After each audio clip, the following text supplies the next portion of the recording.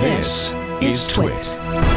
If you are looking for a midweek update on the week's tech news, I got to tell you, you got to check out Tech News Weekly. See, it's all kind of built in there with the title. You get to learn about the news in tech that matters. Every Thursday, Jason Howell and I talk to the people making and breaking the tech news, get their insights and their interesting stories. It's a great show to check out. twit.tv/TNW.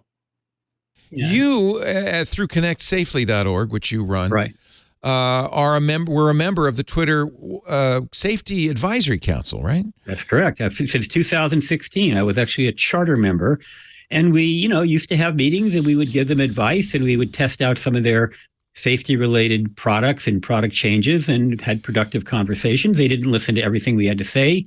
We were not a decision-making body, which is very clear. And the other thing that's very important is we were divided into committees. So, for example, some of my colleagues on the board have been trolled allegedly for participating in child pornography because they didn't proactively do anything to take down alleged child porn on Twitter. But the fact is that none of these people were actually even on that committee. The people who were on the committee that dealt with child pornography were the National Center for Missing and Exploited Children, Thorn Foundation, and other world-renowned experts in that particular field. I am not a world-renowned expert when it comes to child pornography, but we are somebody who advises on things like harassment, cyberbullying, stalking, and all those other things. And you were volunteers, right? Yeah, we weren't paid. And Twitter actually, even though we put them down as a contributor, the only money they gave Connect Safely was they gave us some advertising revenue, which is significant, advertising inventory. So, we could do free advertising on Twitter. So that was significant. But other than that, they weren't one of our more generous sponsors. And we're very public, by the way. We get money from Meta and Google and all these other companies. So we don't hide that. When Elon bought Twitter end of November, did anything change in that relationship? No, we never heard from. Well, the only thing changed is we stopped hearing from them. And I had just about decided. Did you still get the ad inventory?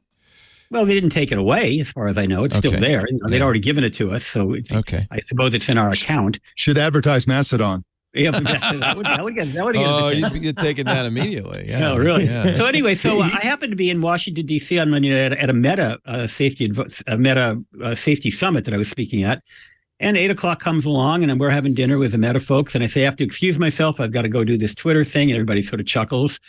And it was a Zoom call that Zoom or something like that. Advisory group was going to be on. Okay. Right. So I'm walking down the streets of Washington, D.C. with my phone. I dial in, through Zoom, and nobody's there. And I think, maybe I got the wrong link.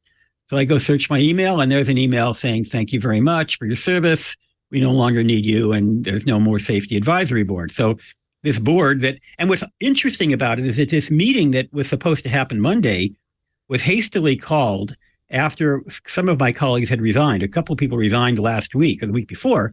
They hastily called the meeting, and they escalated it to bring in some of their more senior people. I don't know if Elon was supposed to be on the call, but some of their more senior people were going to be on, much more senior than we usually get on our calls. But then they just abruptly ended it. So clearly they don't want to hear from us.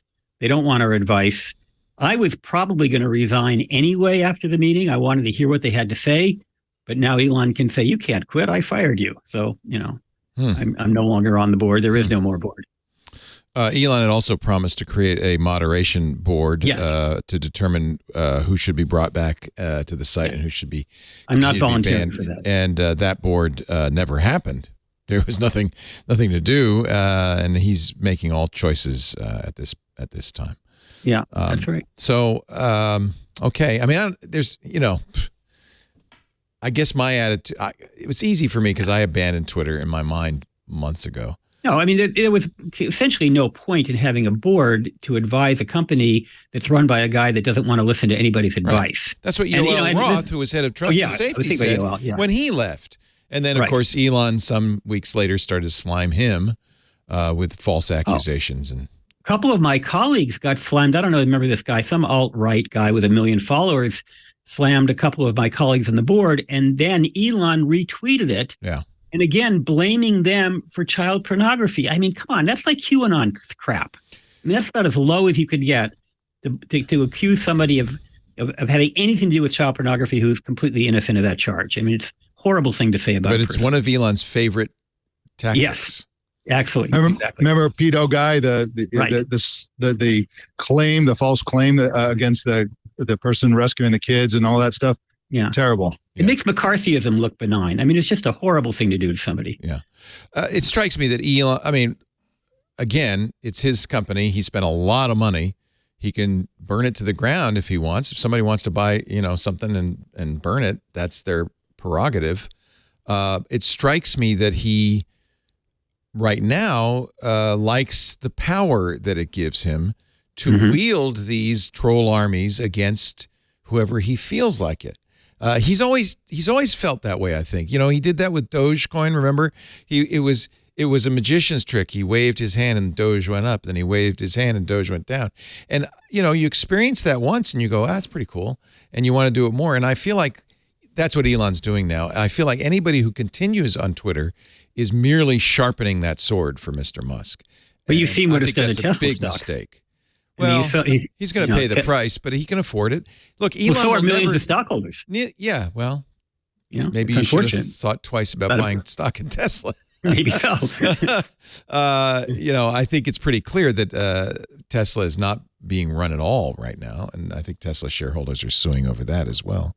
Well, it actually bothers me. I as you know, Leo, I have a Model 3, and it occurs to me because of the fact that this car can be controlled remotely, that a madman is capable of, driving me into a cliff. I mean, I'm not suggesting he would do that, but it does concern me that have somebody like Elon Musk technically can control the car that I drive. Yeah. And it makes me think twice about whether I want to keep that car. The larger story to me, and it's more of a political story than a tech story, although tech really becomes weaponized in this story, is that authoritarians and the very rich have formed an alliance. And maybe some cases the very rich are becoming authoritarian. And we as the people have really got to be careful now because these tools are extremely powerful. An authoritarian wielding Twitter, we know this, can have immense power. But that's only if we give it to them. And so I think as normal people, we gotta remember, you're just helping an authoritarian. It's time to stop helping authoritarians. They're not acting in our interest. That's more political probably than technical, but it is the case, right? Yep.